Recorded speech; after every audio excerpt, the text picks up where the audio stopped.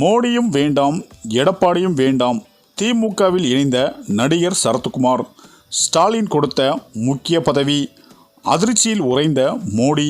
அதாவது தமிழக பாஜகவில் புதிதாக 4 பொதுச் செயலாளர்கள் நியமனம் செய்யப்பட வாய்ப்பிருப்பதாக தகவல்கள் வெளியாகியிருக்கிறது. அந்த வகையில் மாநில அளவிலான பொறுப்புகள் நியமனம் தொடர்பாக நயினார் நாகேந்திரன் நேற்று ஜே.பி. நட்டாவை சந்தித்தார். இது தொடர்பான அறிவிப்பு இன்னும் சில நாட்களில் வெளியாகும் என்று கூறப்பட்ட நிலையில் நடிகை மீனா மற்றும் குஷ்பு ஆகியோருக்கு மாநில பொறுப்புகள் வழங்கப்பட இருப்பதாக தகவல்கள் கிடைத்துள்ளது. மேலும் சட்டமன்ற தேர்தலுக்கு இன்னும் 10 மாதங்களே உள்ள நிலையில் பாஜக தீவிரமாக பணியாற்றி வருகிறது. ஏற்கனவே அதிமுக உடனான கூட்டணி உறுதி செய்யப்பட்டுள்ள நிலையில் தென் மாவட்டங்களை குறிவைத்து காய்களை நகர்த்தி வருகிறது. அதற்கேற்றாற்போல் பாஜகவின் மாநில தலைவராக நயினார் நாகேந்திரன் கொண்டு வரப்பட்டார்.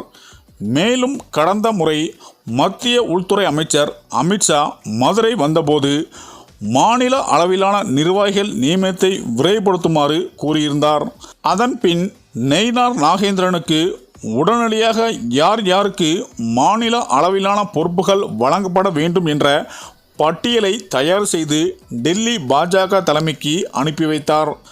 அதன்பின் மதுரையில் பாஜக மற்றும் இந்து முன்னணி சார்பாக நடத்தப்பட்ட முருகன் மாநாட்டுக்கு பணிகளில் நயினார் நாகேந்திரன் ஈடுபட்டார்.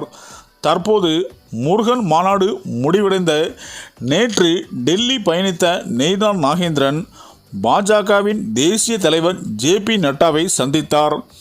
அப்போது மாநில அளவிலான 28 பதவிக்கான பட்டியல் குறித்து ஆலோசிக்கப்பட்டது.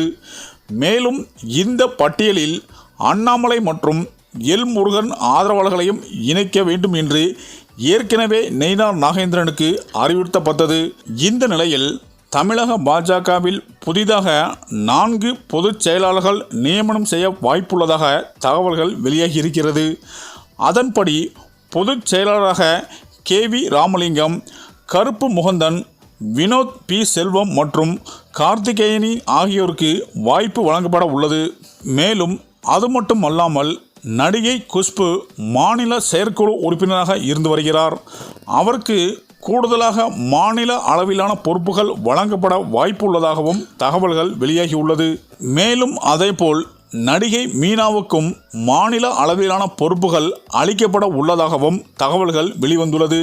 இதனால் மீனாவுக்கு இம்முறை மாநில அளவிலான பொறுப்புகள் நிச்சயம் என்று எதிர்பார்க்கப்படுகிறது. ஆக இப்படிப்பட்ட சூழ்நிலைதான் பாஜகவில் இணைந்து கடந்த சில வருடங்களாகவே பணிபுரிந்து வரும் தனக்கு எந்த பதவியும் கொடுக்காத பட்சத்தில் மீனாவுக்கு பதவி கொடுத்ததால் அதிருப்தி அடைந்த சரத்குமார் பாஜக வேண்டாம் என்று முடிவெடுத்து விரைவில் பாஜகவில் இருந்து விலகி திமுகவில் இணைய உள்ளார் என்றும் ஒரு தகவல் சொல்லப்பட்டு வருகிறது.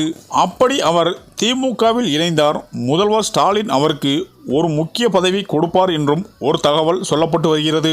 மேலும் இந்த தகவலானது ஒட்டுமொத்த பாஜகவினரையும் பிரதமர் மோடியையும் கடும் அதிர்ச்சியில் ஆழ்த்தியுள்ளது என்பதும் குறிப்பிடத்தக்கது என அரசியல் வட்டாரங்கள் பேசி வருகின்றனர்.